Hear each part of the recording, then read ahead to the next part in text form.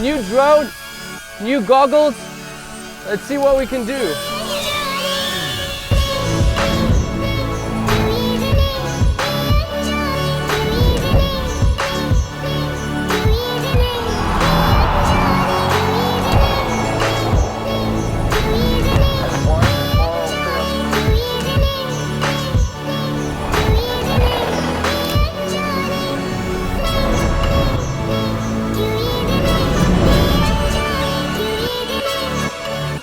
Alright, so as a fellow filmmaker and drone enthusiast, let's talk about all the specs on this drone, answer all the questions that you may have, and share a ton of footage that the mediocre FPV pilot can capture on this little quad. And I cannot think of a better place to fly this kind of drone than a city. Shy City. I'm coming home again. But you know what? Let's get some rest now because we gotta get up early in the morning.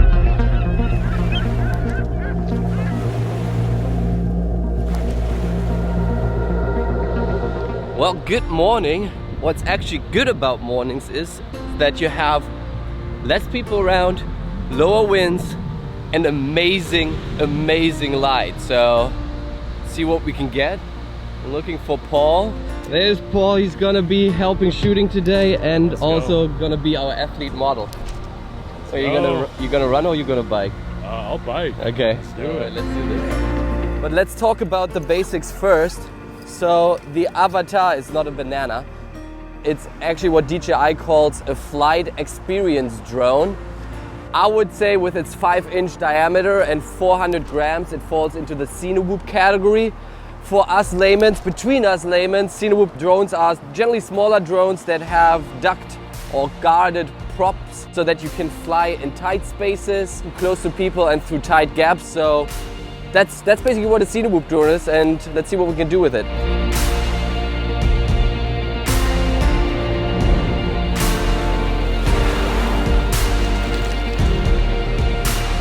Alright, so the small form factor and the higher maneuverability allows you to get shots that you just can't get with the DJI FPV, the bigger, beefier, twice as heavy brother of the Avatar. And also not with the Mavics or the Minis, which have a way larger footprint and are not as agile. Would be cool to fly through here. Little gaps, that's what you're going for. Just not over highway. So while there are other Cinewhoop, pre-built Cinewhoop options out in the market, where the Avatar really shines is in its battery technology and also the O3 Plus HD video transmission with super low latency. The little antennas are actually hidden in the small 2 legs that you have on the Avatar. With the video transmission, absolute bonkers. It goes up to 10 kilometers. Also the battery technology. I think with these 2 elements, DJI has always a leg up in the competition. Now, according to DJI, the Avatar can stay up in the air for 18 minutes, which is longer than the DJI FPV and also twice to 3 times as long as the custom-built FPV Cinewhoop drones. Now, realistically, I'm getting more like 11 to 12 minutes out of the battery, and it takes about a good hour to charge it.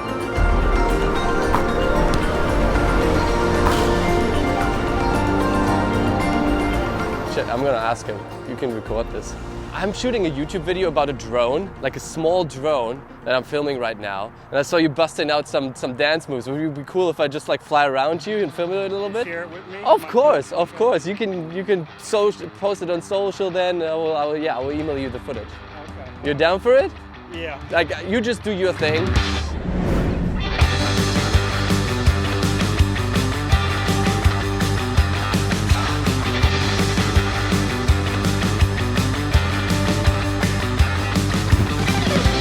Well, this is actually also the first one that I've crashed, and frequently so, but this is what you get when you go through tight spaces.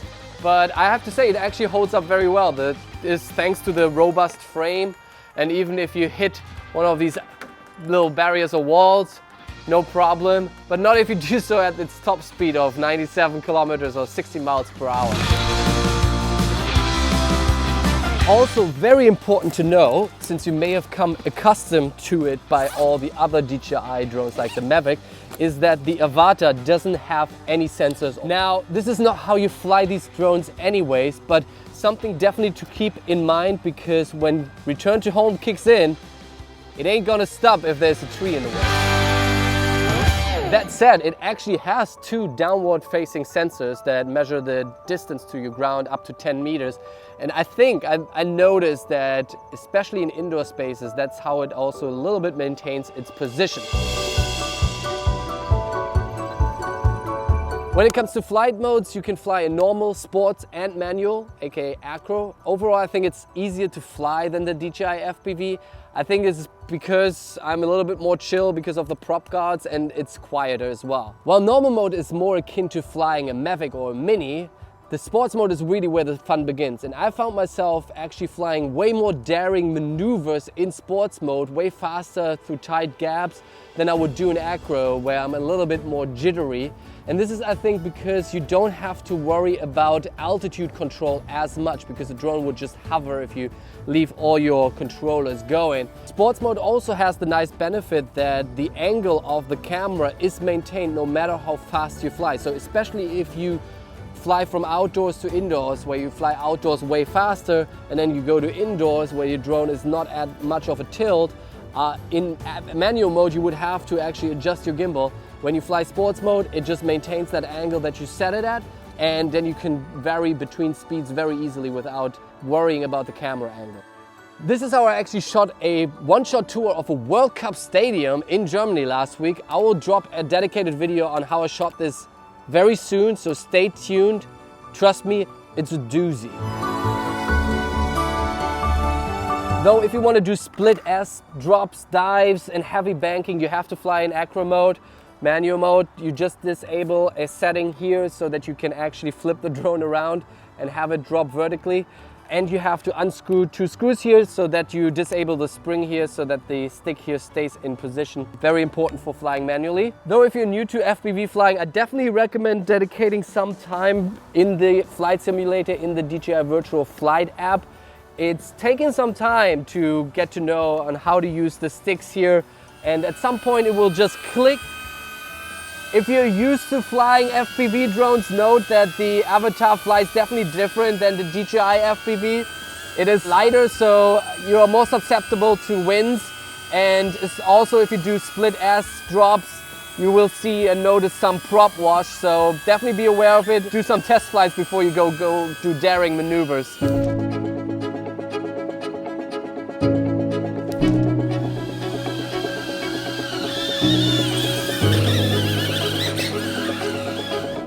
Well, that was a fun landing. As filmmakers, we mostly care about the optics, about the sensors in our drones. Will they match our other cameras? Do they fit into our project? The Avata for sure has stepped up its game compared to the DJI FPV with a larger 1/1.7-inch sensor, which is particularly important if you fly in indoor spaces, which are low light conditions in general, so that larger sensor certainly helps.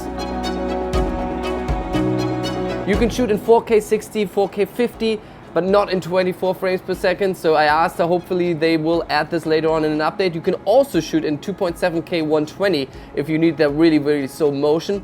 But what I generally do is shoot in 4K 50 and then at a shutter speed of 1/50th to 1/80th to 1/100th.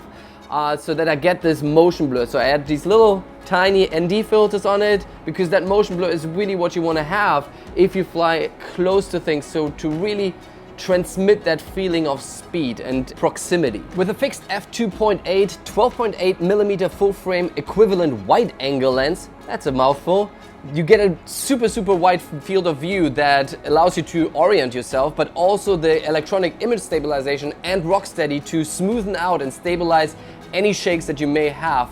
It also comes with horizon level, I think that's horizon steady. It also now has horizon steady built in, which I at first wasn't sure if I'm gonna use it, but once I tried it, I actually really liked it. Because what it does is, what it says, it keeps your horizon level when you fly, especially when your drone is in windier conditions and has to fly sideways and you don't want this sort of tilted angle to your footage. Horizon steady certainly helps to keep it smooth and straight. For the pros amongst you, you can also export the gyro data that the drone records and stabilize it in post in tools like GyroFlow. When it comes to image profiles, you have the standard image profile as well as the Cinelike, which I'm always using. Unfortunately, it is not as flat as the D-Log that they get on the Mavic and can push quite a bit. So in this case, you really want to nail the exposure, you really want to nail the white balance in the shot already so that you can use and get the most out of this camera. Now you record your footage to micro SD cards, no surprise there, but the pocket or the compartment where you put it in is right behind the props, so don't forget to close that compartment because otherwise it will get hit by the props. May have happened to me. You can also record to your goggles on a micro SD card, but now it's a 1080p signal, so that's an upgrade from 720 up. Make sure when you buy SD cards that they can record 4K 60. The V30 cards like the SanDisk Extreme should work, and they can be up to a size of 256 gigabytes. Now the good news is that you finally have some internal storage here to record 1 or 2 flights up to 20 gigabytes in case you forget your SD cards in the reader. I don't know who that would happen to, but I've heard stories. Oh, and the updated UI in the new goggles 2 allows you for much faster access to the manual camera settings. Just swipe up and tab, you're there. But I guess we've got to talk about these goggles more specifically. These badass looking goggles, which give me a little bit of a Darth Vader vibe, are not only much smaller, lighter and more comfortable than the FPV Goggles V2, but also the inside, the hardware is much improved. You can actually now find 2 10-bit enhanced OLED screens in here, giving you faster response time, a higher contrast ratio and more vivid colors compared to the V2s, which have an 8-bit SDR LCD screen in here. Honestly, the original V2s were always a hassle to carry around in a backpack additional to other cameras, other drones. So this new form factor here, which is akin to other FPV drones, is much more convenient and more comfortable. The other big improvement is how you interact with the interface. Before, you had to use a little joystick on the side of your goggles and a button that was always finicky. Now these goggles have a touchpad on the side, which is much more intuitive and faster to use. Another nice feature, an add-on feature, is that you can actually stream from your phone to the goggles, so you can watch a movie if you're on a train or a plane, whatever tickles your fancy. Overall, I'm a big fan of the goggles too. While you can use the FPV Goggles V2 with your avatar, I recommend making that upgrade to the Goggles 2. And you also have a cool head tracking feature, which I'm talking about next. It's better talked about together with this controller thingy here. Let's get outside again. Now this motion controller you may know from previous DJI drones, but I've never tried it, so let's take it for a spin here. Wait, wrong button. Whoop. All right. Oh boy, oh boy. Hey, hey, hey. Oh, you're actually quite agile with it. Now, it's super easy and fun and a little bit odd for folks who are used to flying sticks like me, but I'm sure it's actually super easy for folks who have never flown before. Cut to my dad. Grab it, grab it, grab it, grab it. This is my dad flying. Have you ever flown a drone in your life before? No, first time. Is it easy? Very easy. Now what's the ultimate flight experience is if you pair the motion controller with the head tracking in the Goggles 2 and your drone moves wherever you're facing. Oh, that's freaky. And then you can still fly and oh my god. And look around. Oh, sweet. Ah! You have to be careful because if you look to the side and fly forward, it just keeps flying forward. So actually the camera itself, I guess the drone itself flies sidewards then. Oh wow, that's trippy. And I think you look like Luke Skywalker doing his lightsaber training for the first time. All right, Paul. Have you ever flown an FPV drone? Never. You ready? You want to do this now here with a sticky stick? I guess I have no choice. Let's do it. Hoppa. And now go for it. What you feeling? It's actually like pretty intuitive. I feel like I just mash the accelerate all the way down. Is it cool if I land it in the grass? Yeah. Okay. holding. All right. It has a built-in lawn mowing feature. Okay. So So what are your thoughts? I'm buying this. I'm buying this drone, man. That was awesome. First time FPV, right? First time FPV. I've had Mavics. Less scary than Joey made it out to be. High five. That's a fist bump.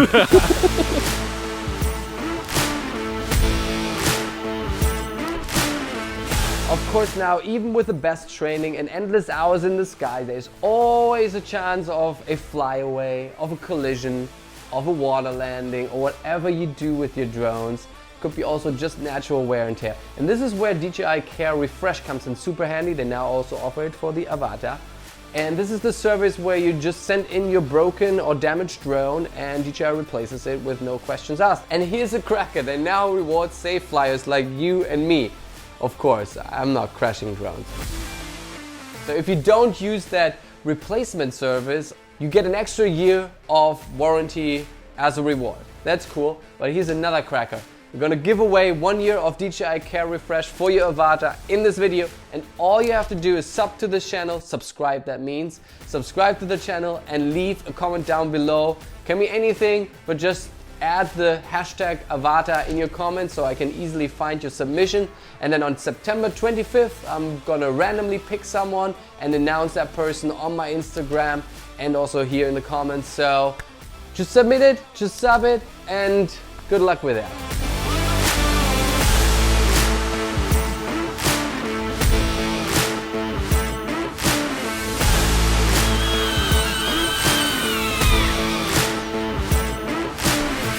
Now, at this stage, I don't blame you if you're wondering what's the damage, how much you have to throw on the table, what is the price of the Avata, and what packages can I get.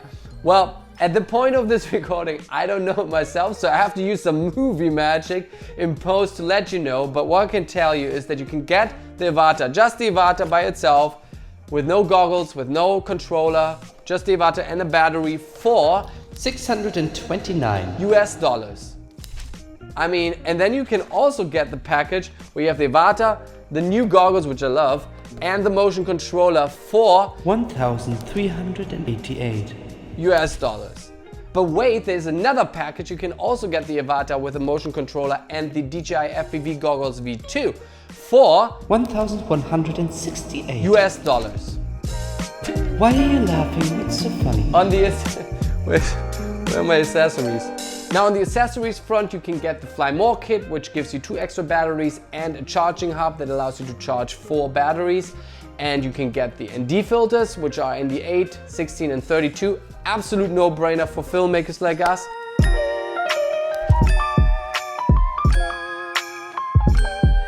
Now I tried to anticipate a couple of your questions, and the biggest one I thought we all have is around compatibility. So I asked DJI, what can I use together so I don't have to carry around that much gear, like 2 sets of goggles and 5 controllers and whatnot.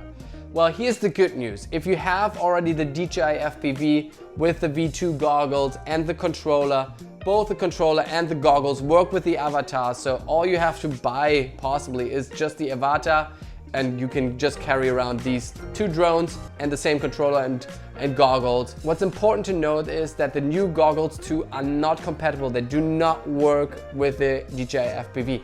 Now that's a bummer because these goggles are smaller and I wish I could just carry these around and use them both on the Avata and the FPV.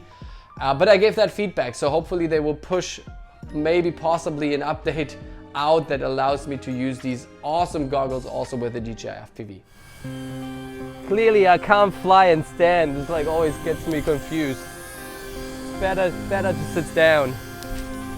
Now, conclusion time. So if you are a filmmaker who wants to add a new perspective to your toolkit and you've played around with the idea of getting a Scene Whip drone and want something that works straight out of the box, the Avata is certainly the way to go. If you are a tech enthusiast who just wants to have fun through an immersive flying experience, go have at it. Like the DJI FPV, the Avata is an absolute blast to fly. And if you're already a pro in the custom FPV space, the goggles are possibly what interests you most. So I guess there's something for everyone in here.